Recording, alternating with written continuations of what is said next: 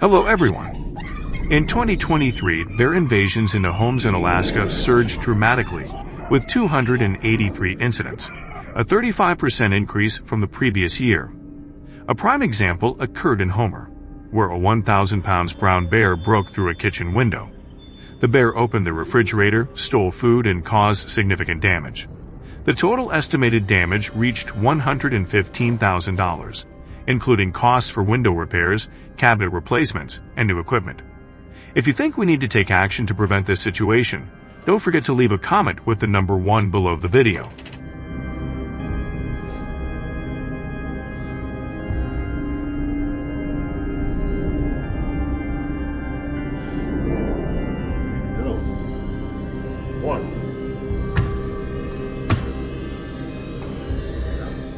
During a hunting trip, Mike Thompson had a terrifying encounter with a giant brown bear weighing nearly 1,300 pounds.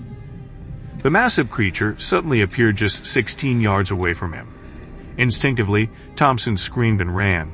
Some hunters carry bear spray in their backpacks, one of the self-defense skills taught in Alaska's mandatory hunter training. This 3-day course teaches skills like recognizing bear attack signs, using self-defense tools, and safe movement in wilderness environments. Since the implementation of this program, bear attack incidents on hunters have decreased by 40% over the past 2 years.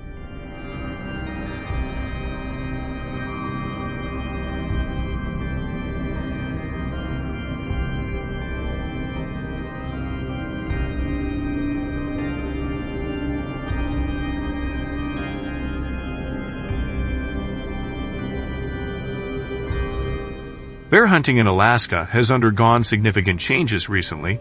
In 2023, the state adjusted its licensing policy, requiring hunters to complete 40 hours of training instead of the previous 20 hours.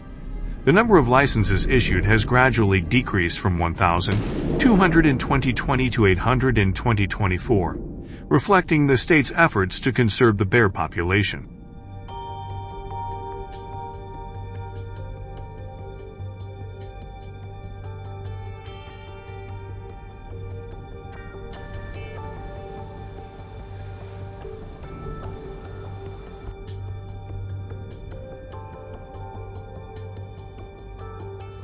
Through strict management, human-bear conflict incidents have decreased by 60% compared to the previous decade. To obtain a license, hunters must be over 21 years old, pass a physical fitness test, score at least 85 out of 100 on a firearms proficiency exam, and have at least 2 years of experience hunting large animals.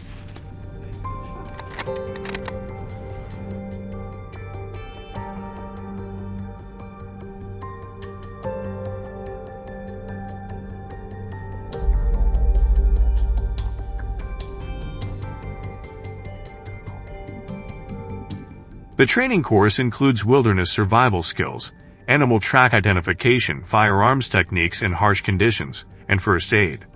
Trainees must complete a 5 kilometers run within 30 minutes and climb a mountain carrying a 20 kilograms backpack. Statistics show that 75% of permit holders are Alaska residents, while 25% are hunting tourists from other states and international locations.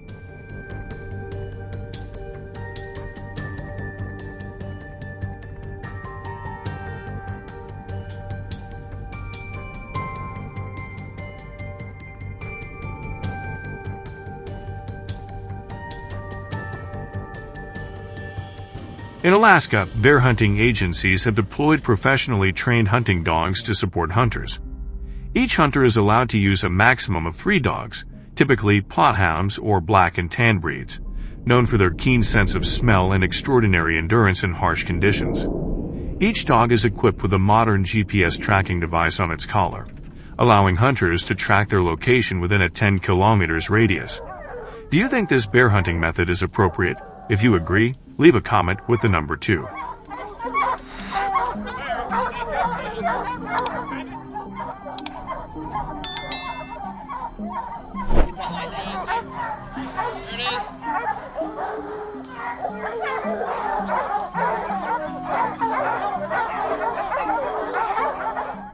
This device not only helps determine the precise location of the dogs, but also allows the handler to assess the dog's condition during the hunt.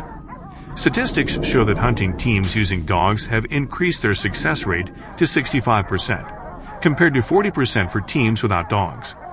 In Alaska, bear hunting is permitted seasonally, typically occurring from September to November each year. Each permit holder is allowed to hunt only one black bear or brown bear per hunting season. In 2023, the state issued approximately 1,500 bear hunting permits, with strict conditions regarding timing and location.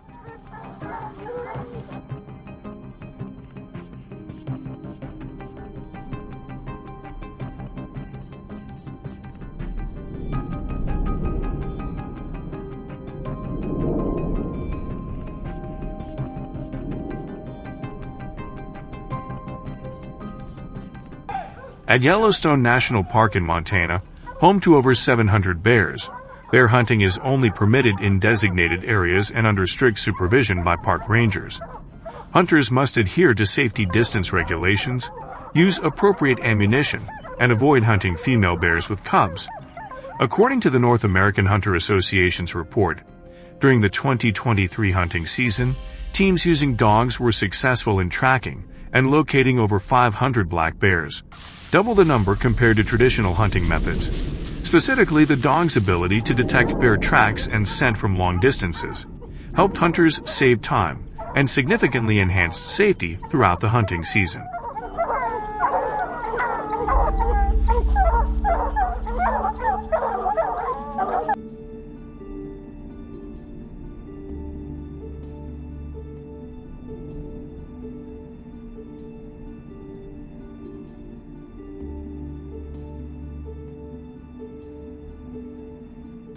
Throughout the hunting season, hunters must remain attentive to frequently updated hunting policies to avoid potential issues.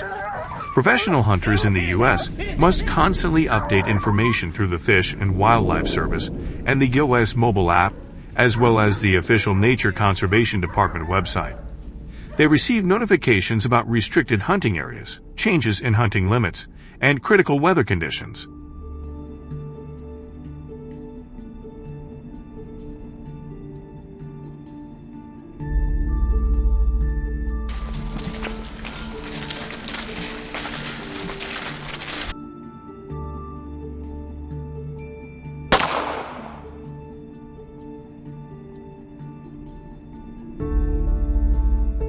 Specifically, the GPS system integrated into the app helps hunters precisely determine conservation boundaries and permitted hunting zones, preventing unintentional legal violations.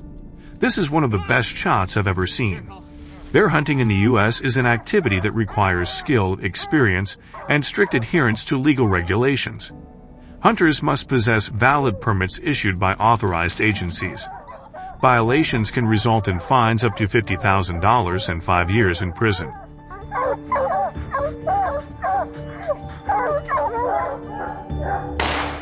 You smoked, all right. You smoked him.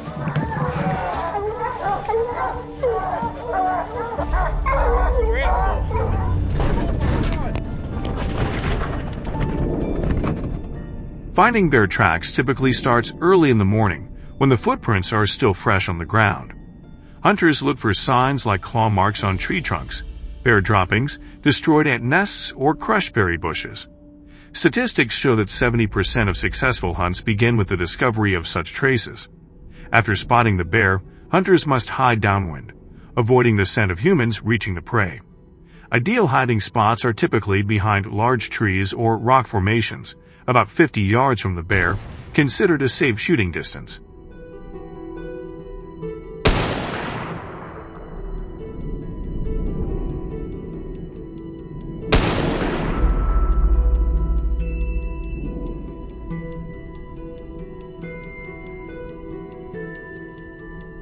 Approaching a bear requires extreme patience and caution. Hunters move slowly, avoiding noise and maintaining a safe distance. Expert recommendations emphasize never approaching a bear closer than 30 yards, as this is extremely dangerous. Missing a shot is the most dangerous situation, as a wounded bear can become extremely aggressive and may attack the hunter.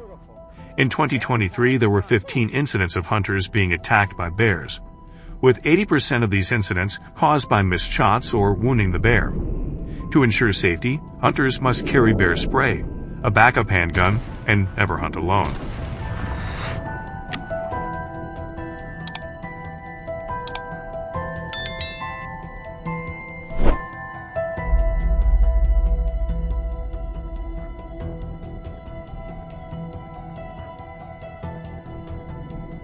Other important factors include thoroughly checking equipment before the hunt, carrying emergency communication devices, informing family members about hunting plans, and always bringing a first aid kit.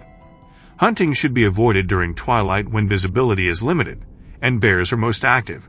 If you enjoyed this video, please like and subscribe to the channel.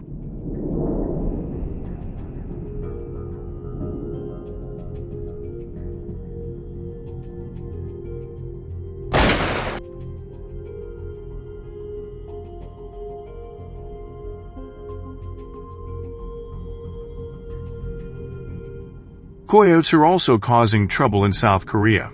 Currently, there is no precise information on the main reason behind their attacks in residential areas. In rural areas, especially at night, they target domestic dogs. Each hunting group consists of 4 to 5 coyotes. Are you ready to join us in exploring these aggressive creatures? If you're ready, leave a comment with the number 1.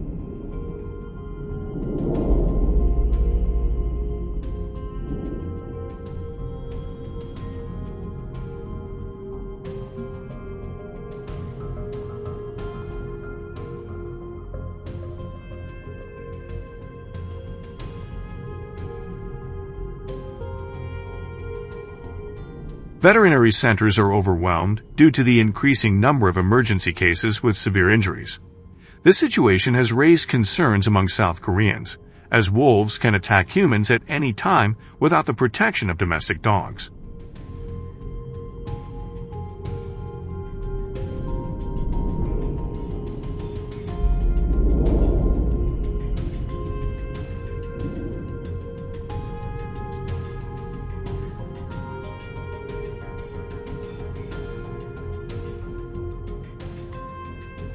Faced with these severe damages, hunters have been using hunting dogs to deal with the wolves. At the start of each hunt, the authorities thoroughly prepare by training the dogs. Each hunting trip involves around 10 to 15 dogs. The South Korean government has set the hunting season from October to February of the following year.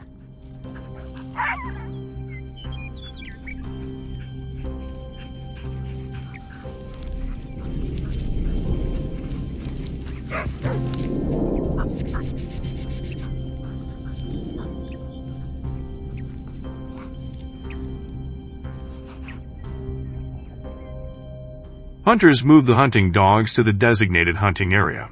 Once the target is spotted, a pack of about 5 to 7 dogs begins to approach the wolf. At this point, the atmosphere becomes tense. The hunters move their vehicles to track and ensure the safety of the dogs.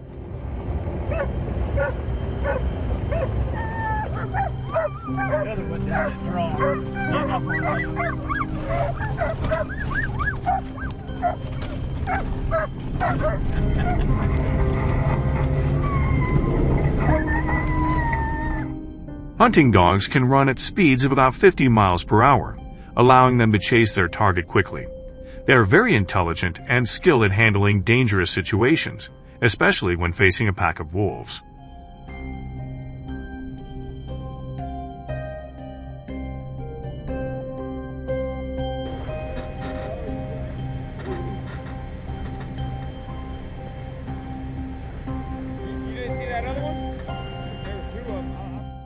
When encountering wolves, hunting dogs use their skills and strategies to protect themselves and their pack. They remain alert and focus on observing the wolves' behavior, then coordinate with other pack members by barking and growling to apply pressure and distract the wolves. During the confrontation, the hunting dogs use their speed and agility to avoid direct attacks and counterattack with precise bites.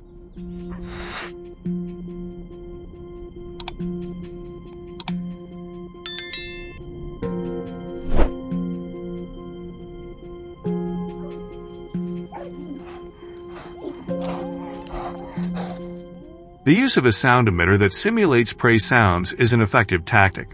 This fake sound attracts the wolves' attention, making them believe there is real prey nearby. When the wolves approach to attack, the hunter's dogs get the opportunity to spring into action.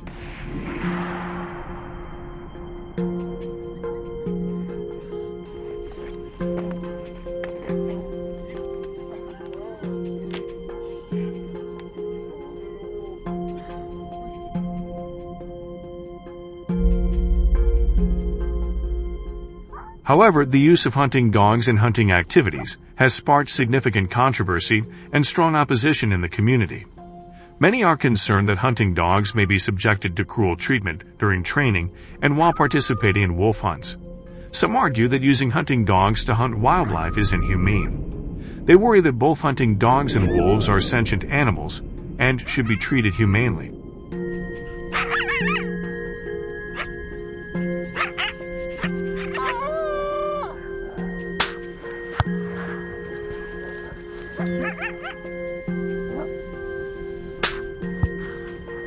Go ahead, shoot it. However, the government has implemented measures to ensure the safety of hunting dogs. These measures include thorough training for the dogs to help them handle wolves, a wild animal with a high risk of attack. Hunters in South Korea are also required to have knowledge of wolf behavior and biology to respond effectively and minimize risks for both the hunting dogs and the wolves.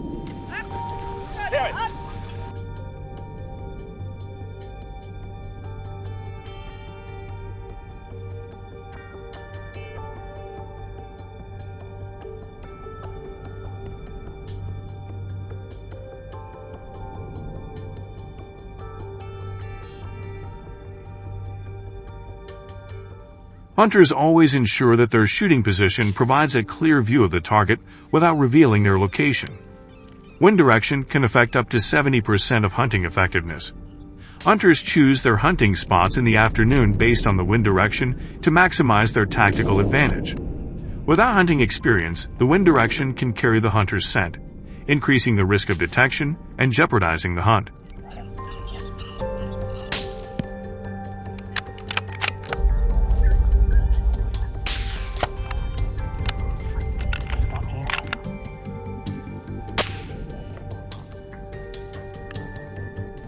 The MK-22 rifle is the choice of South Korean hunters, as it meets the technical standards required in this context. The MK-22 is equipped with a Leupold Mark V scope, featuring an exclusive reticle that helps with precise adjustments for elevation and wind direction in mil units. The rifle's shooting range can extend up to 700 yards, allowing hunters to target wolves from one hill to another. Nailed it.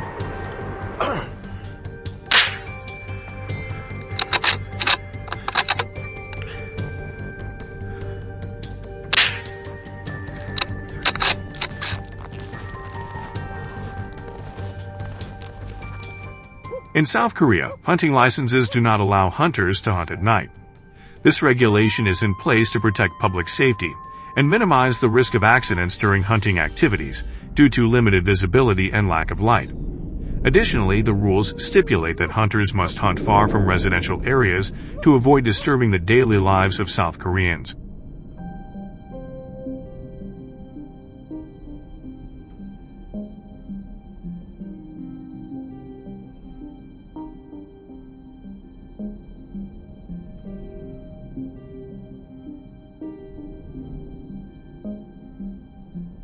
Night hunting has also faced strong opposition from many communities.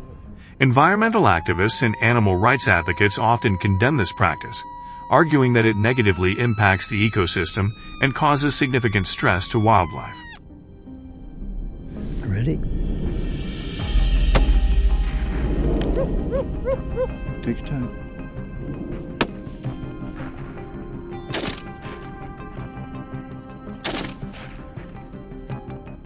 If you're concerned about the safety of hunting dogs when dealing with wolves, leave a comment with the number 1. The South Korean government is doing a good job of tightly managing the hunting process and ensuring their safety. Leave a comment with the number 0 if you're dissatisfied with the handling of the situation.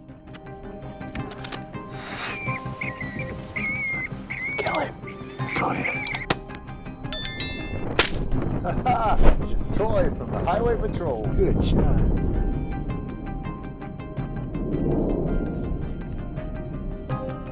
After the hunters bring down the wolves, they take them back to process into delicious dishes. The bright red, juicy wolf meat is cooked in various flavors, creating appetizing meals. In addition to the meat, wolf pelts also become a popular item, as many people want to buy them for crafting or decoration purposes.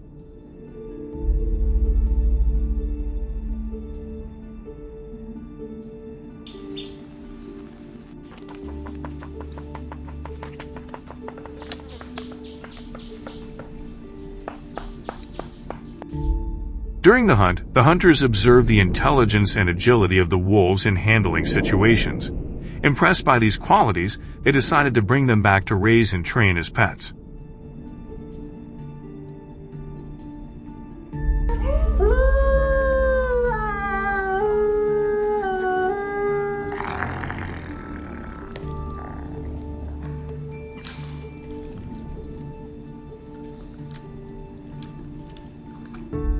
Since these solutions have been effective in curbing the spread of some invasive species, do you trust any other solutions that might be better?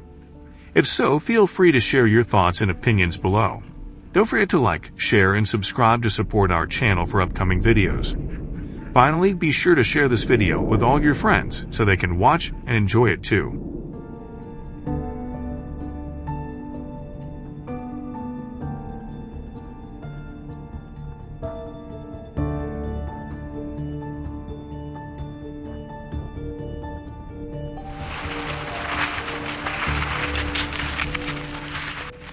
Hello everyone! Baboons are also impacting the lives of Florida residents.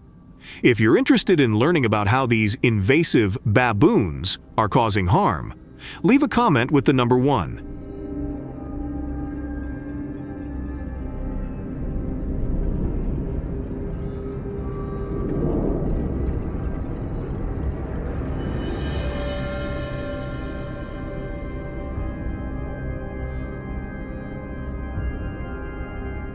Accidents caused by baboons have become a serious issue in Miami, Florida, with over 100 collisions between vehicles and baboons reported in 2022. Their presence on the roads has resulted in injuries to motorists and caused traffic jams that lasted for hours.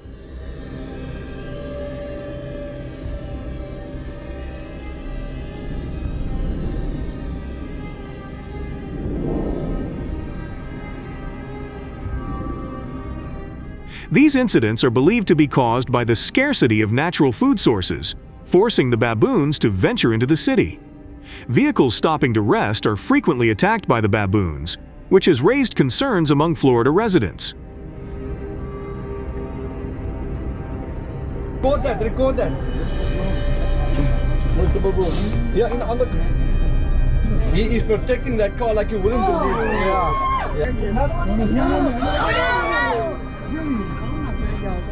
To address this issue, since 2020, Florida authorities have introduced a controversial solution: controlled hunting. This activity is only permitted in designated suburban and rural areas approved by the Florida government.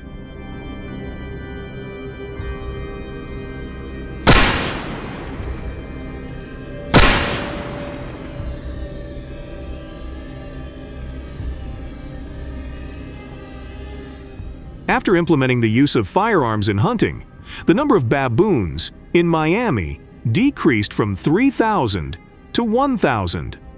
This reduction in the baboon population has contributed to lowering the risk of traffic accidents and improving road safety. Additionally, residents need to cooperate with local authorities to raise awareness about the dangers posed by baboons and educate them on how to respond when encountering these animals.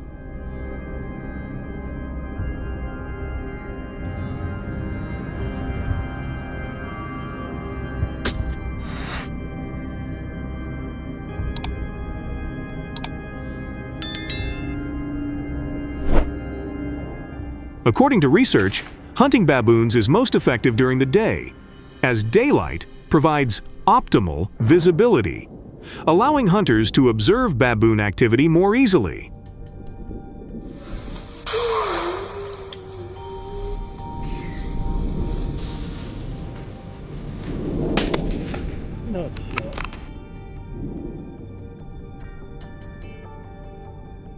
Additionally, it is recommended to hunt in groups of at least 5 to 6 people, especially in wild areas, to enhance safety.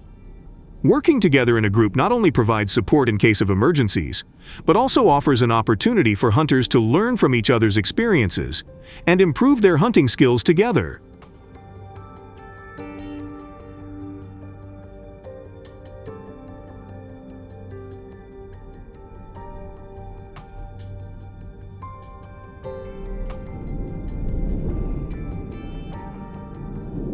Ruger is one of the well-known hunting equipment manufacturers in Florida. The brand produces specialized products for hunters to support their hunting activities. The Florida government licenses hunters to use Ruger American rifles and Ruger Hawkeye rifles, which demonstrates that the Ruger brand has built a solid reputation in the hunting community for the quality and reliability of its products. If you like using Ruger American rifles, comment with the number 5.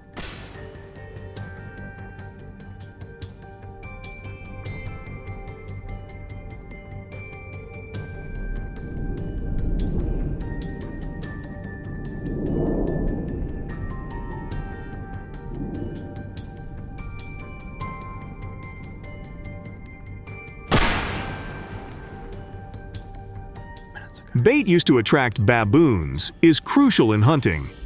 In Florida, hunters prepare various fruits such as bananas and oranges. Without bait, the chances of encountering baboons decrease, making the hunt less successful. Therefore, the hunters focus on selecting and preparing bait to increase their hunting chances and ensure a successful hunt.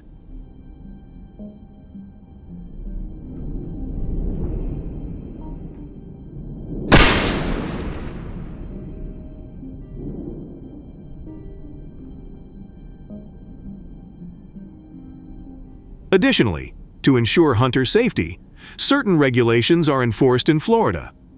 Although the state does not generally permit the use of firearms for hunting, hunters can still participate if they have a license from the appropriate authorities. However, to maintain safety standards, the government has established requirements that hunters must follow.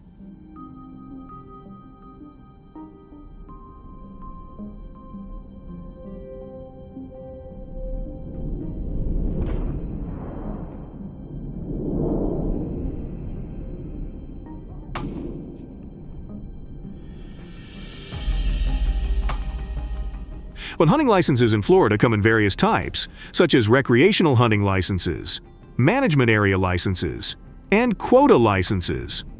Hunters must be over 18 years old to participate in baboon hunting.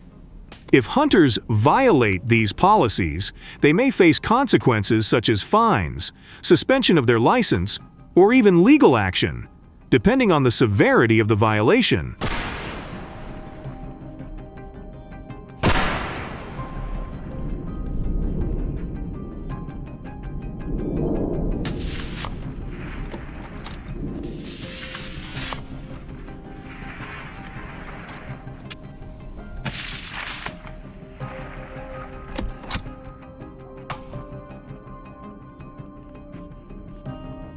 According to control results from Florida authorities, the average weight of an adult baboon is around 30 to 40 pounds, depending on the species and its age. The baboon hunting season in Florida typically takes place in October and November. As per licensing regulations, hunters are only allowed to hunt baboons that are of reasonable size and free of disease. Hunters are not permitted to hunt baboons that are pregnant or have young offspring.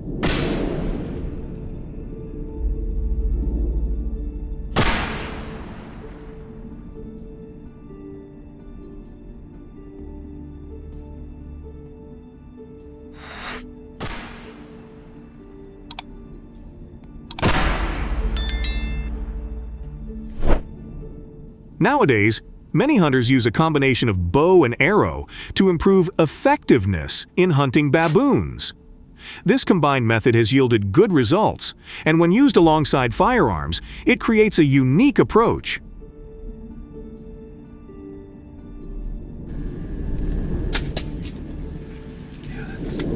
He's done.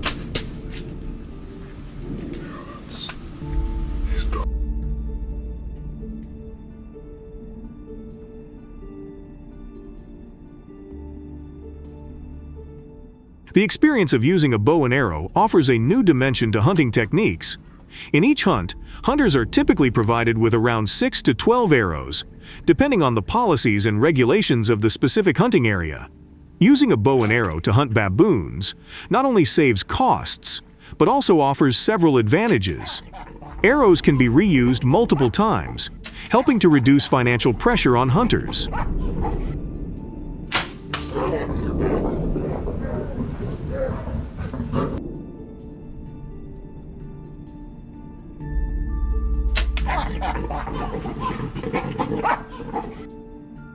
Using a bow and arrow does not create loud noise like firearms, and does not disturb surrounding wildlife. The speed of an arrow when shot at a baboon typically ranges from 150 to 300 feet per second, depending on the type of bow and the specific configuration of the arrow.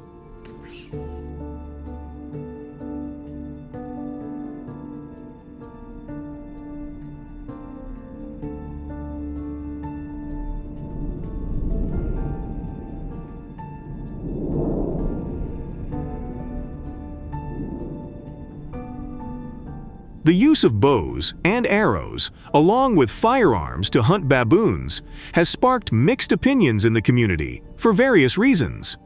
Some communities do not support this method due to concerns about violence and its negative impact on the environment. Using firearms can create loud noise, disrupt the ecosystem, and disturb other animals in the area.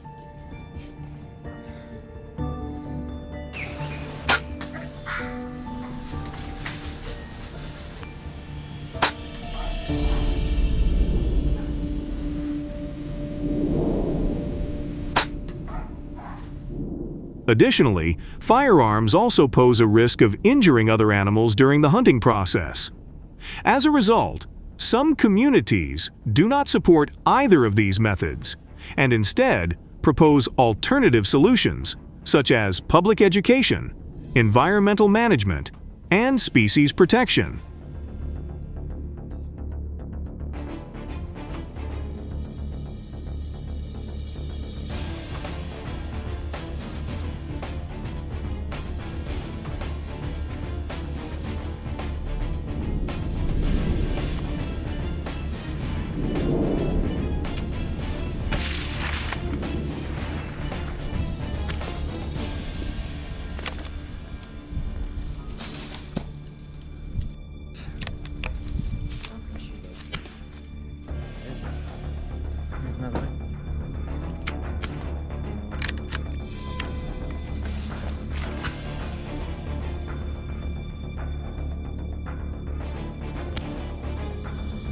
Yeah.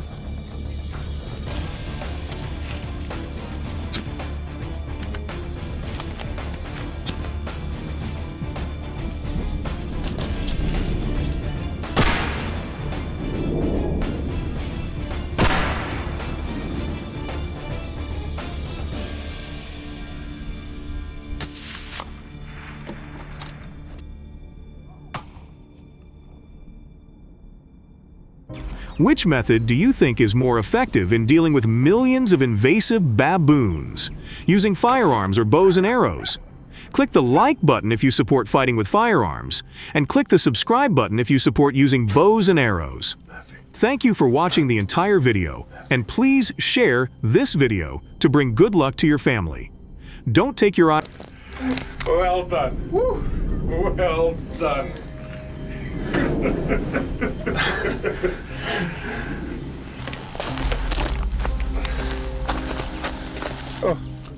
Each year, Australians lose around $100 million due to the impact of invasive foxes.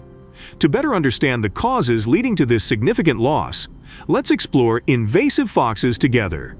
Invasive foxes are one of the most harmful animals to Australia's ecosystems and agriculture.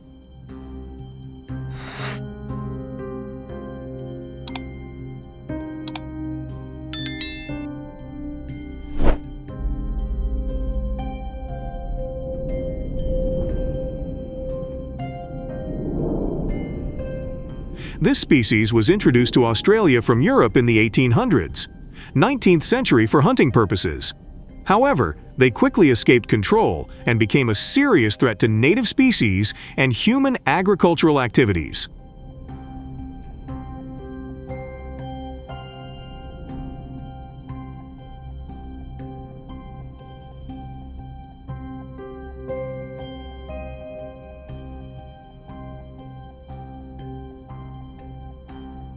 Foxes breed in the spring, from September to November, and each litter can produce between 3 to 10 cubs. The cubs reach maturity after 6 months and can reproduce when they are 10 months old. An adult fox typically measures around 1 meter in length, including the tail, and weighs between 4 to 10 kilograms.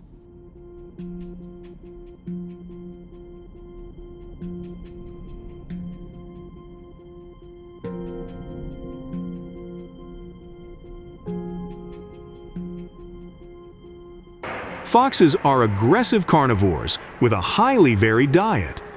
They often invade farm areas, grasslands, and forest edges, causing significant damage to crops and livestock. It is estimated that invasive foxes cause over $1 billion in damage to Australian agriculture each year. When is the most suitable time for this species to hunt? Foxes typically hunt at night, during sunrise, and while chickens are asleep.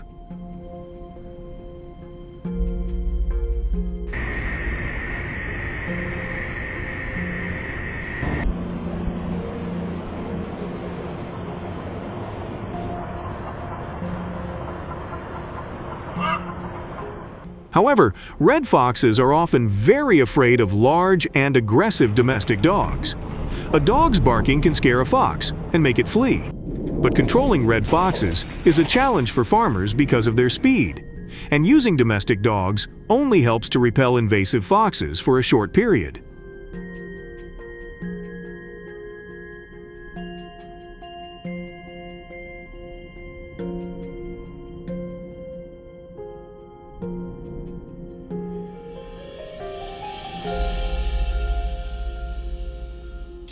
Red foxes in Australia not only cause damage to the agricultural industry, but are also carriers of dangerous diseases that pose a direct threat to human health. These diseases can be transmitted through direct contact with foxes or contaminated food. Each year, red foxes are responsible for hundreds of cases of illness in Australia. Controlling the population of invasive foxes is a critical issue for Australian farmers.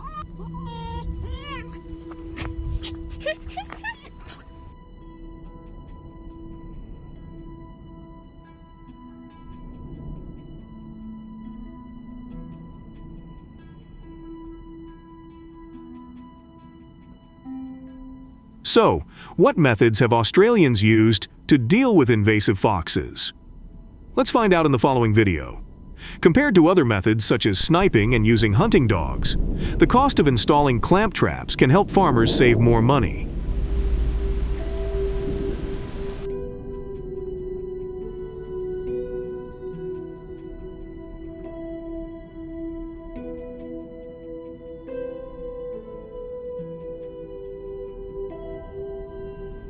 Clamp traps can kill foxes instantly, helping to reduce their numbers quickly and effectively. These traps can be used on various terrains, from rugged to flat, because they are compact and convenient for users. First and foremost, awareness of the effectiveness of using traps has helped to prevent the increase in the population of invasive foxes.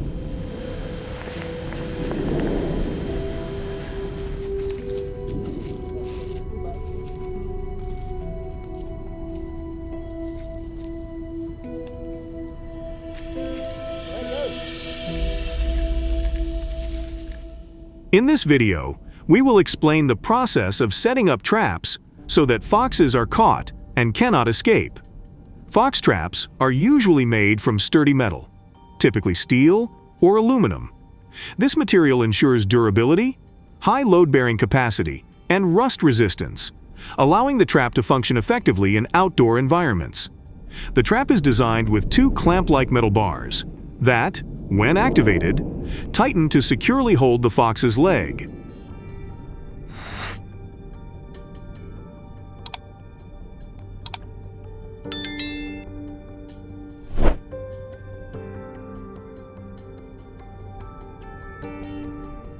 After selecting the location, you need to prepare the trap, ensuring that the foot trap is installed correctly and operates effectively. Thoroughly check to make sure the trap is not damaged or malfunctioning before setting it up to handle invasive foxes. Do you know how long a fox foot trap can be used in Australia?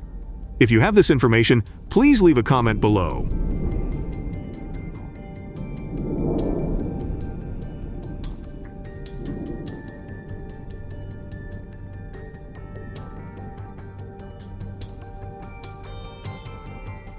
The hunter will use an earth auger to dig 2 holes, each about 1 square foot in size. One hole is for placing the bait, which could be chicken eggs, and the other hole is for setting the trap. The bait is placed in the first hole and covered with a thin layer of soil. The second hole will be used to place the foot trap. The clamp head of the trap is positioned upward, ready to tighten when the fox steps on it.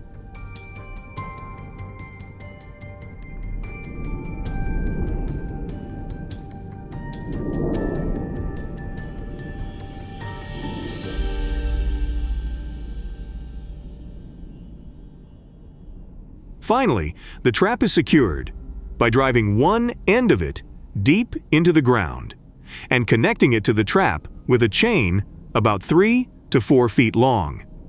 Do you still have any questions about the trap setting process? Please leave a comment below so we can assist you. In your opinion, when is the most suitable time to set up foot traps for the highest effectiveness?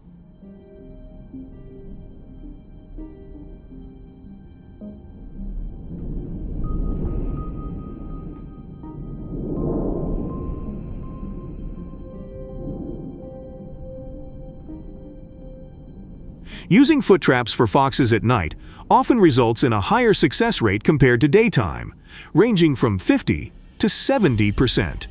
Because invasive foxes primarily operate at night to search for food. In winter, as natural food sources become scarce, they are forced to move around more frequently.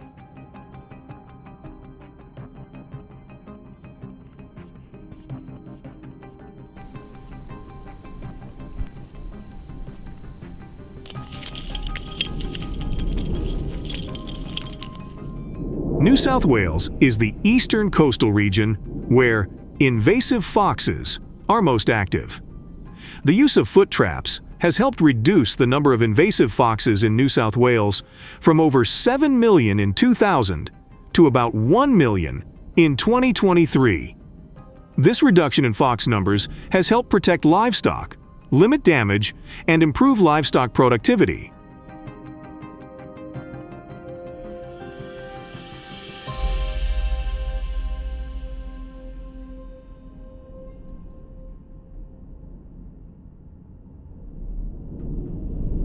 However, when setting traps, you need to be aware of the type of trap you are using to avoid those that may pose a danger to yourself. In 2022, a man in New South Wales was attacked on the hand by an invasive fox while handling it. The cause was reportedly that the man used his bare hands to deal with the fox, violating safety principles when handling foxes. This incident serves as a reminder for everyone to increase safety awareness and follow preventive measures when dealing with wild animals.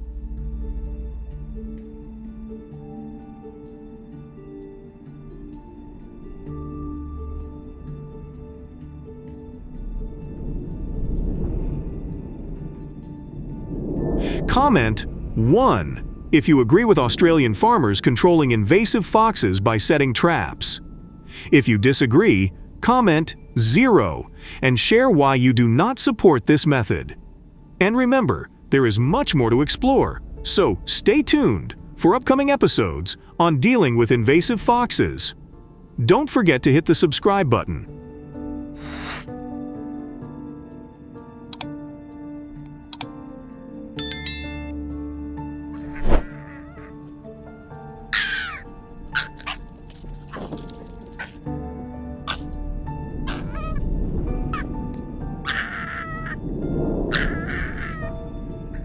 Each year, millions of wild boars invade cities in South Korea, disrupting the daily lives of residents.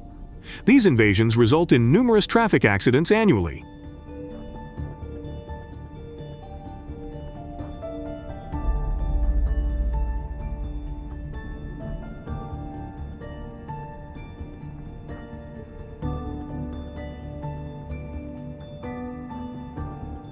In 2022, a notable incident occurred when a wild boar ran across the road and collided with a car. The front of the car was severely damaged, and the boar was knocked unconscious on the spot. This incident caused significant traffic congestion and highlighted the dangers and economic impacts of wild boar invasions in urban areas.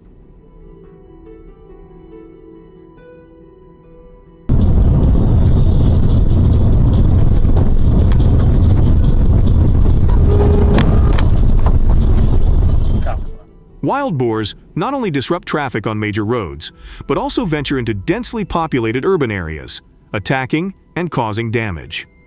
This affects local businesses, leading to significant economic losses each year. The damage caused by wild boars is estimated to cost South Korea around $1.2 billion annually. This situation serves as a clear reminder for residents to remain vigilant and report wild boar invasions to authorities immediately.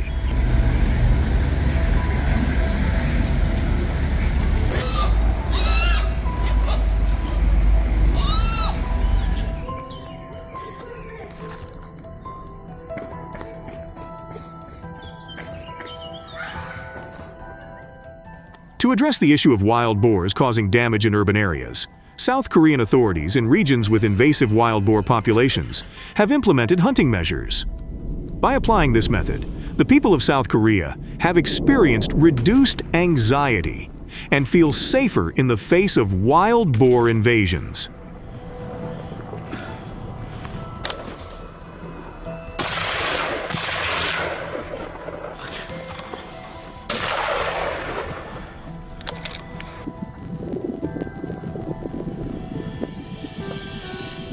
This method has been successful in controlling the wild boar population, reducing it to around 100,000 by 2023. If you find this method effective, share today's video to receive a surprise gift.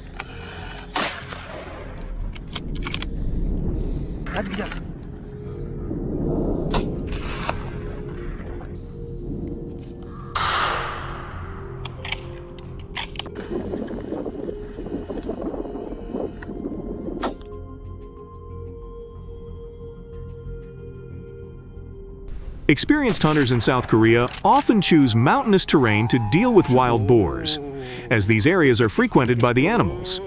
Additionally, wild boars tend to forage during the day, making it easier for hunters to locate and track them in such terrains. Hunting during the day also facilitates easier navigation through difficult and steep terrain. However, it's important to avoid hunting on days with bad weather, as it can compromise both safety and effectiveness.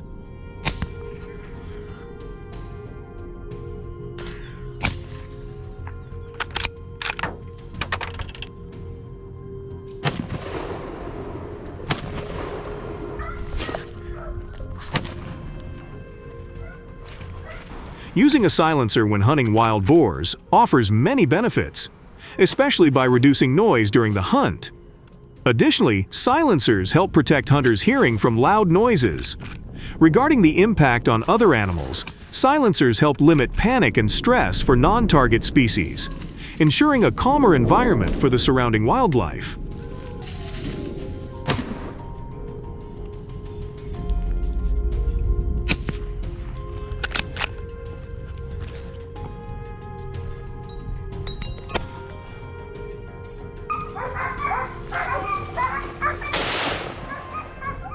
Whenever going hunting, hunters should wear appropriate clothing to enhance safety. South Korean hunters typically wear orange clothing to be easily identifiable in case of danger, ensuring they can be seen and rescued promptly if needed. It is recommended that at least 3 hunters participate in each trip to support and assist each other, which increases the overall effectiveness and safety of the hunt.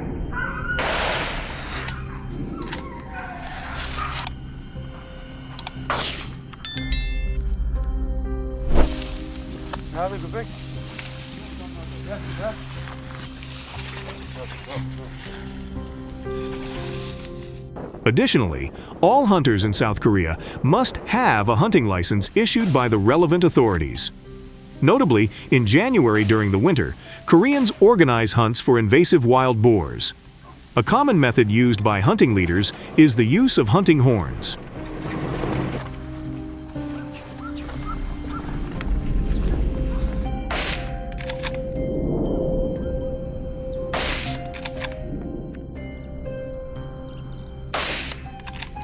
These horns are not only used to create loud sounds that echo throughout the forest, attracting the attention of nearby wild boars, but also serve as signals to coordinate the movements of the hunting group. Hunting invasive wild boars is a complex issue, with many arguing that it is an inhumane act that negatively impacts the invasive wild boar population.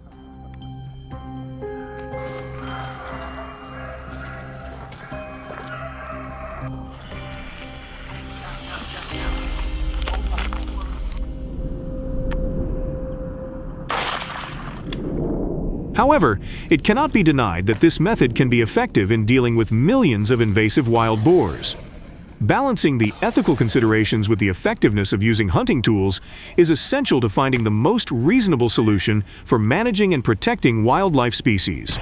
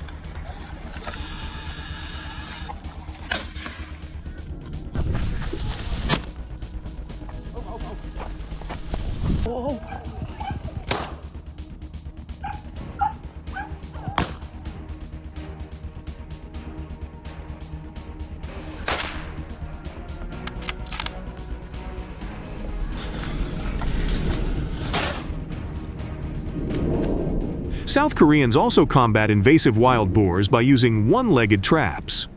Setting these traps requires careful preparation and expertise from hunters to ensure both effectiveness and safety.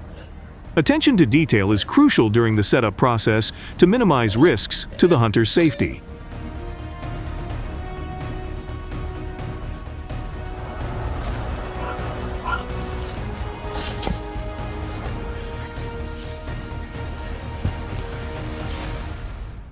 Hunters must ensure that the trap's mechanism is properly tested and adjusted to prevent accidental activation while setting the trap.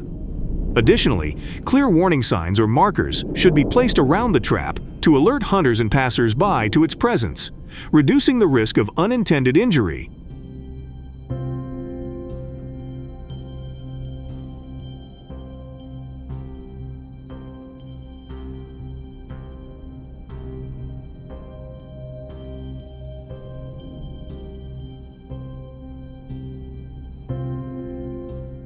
In 2019, the South Korean government introduced one-legged traps as a new method to control the growing wild boar population. These traps are designed to catch the front legs of wild boars, immobilizing them without causing serious injury. According to a 2021 KBS World article, the number of wild boars caught using one-legged traps in Paju City increased from 100 in 2019 to 500 in 2020.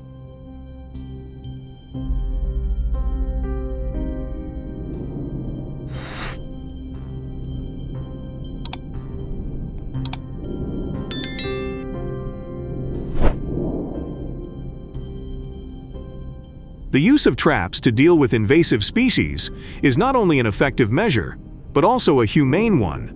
These traps are designed to cause as little injury as possible to the captured animals, providing a safe and quick way to control and remove them from human habitats.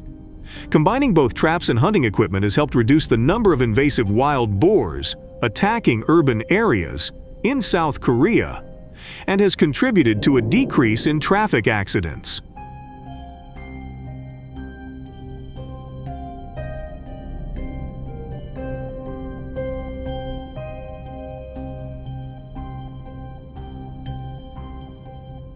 Since these solutions have been effective in preventing the growth of certain invasive species, do you believe there are better alternatives? If so, don't forget to share your thoughts and opinions in the comments below. Also, don't forget to share, like, and subscribe to support us with our upcoming videos.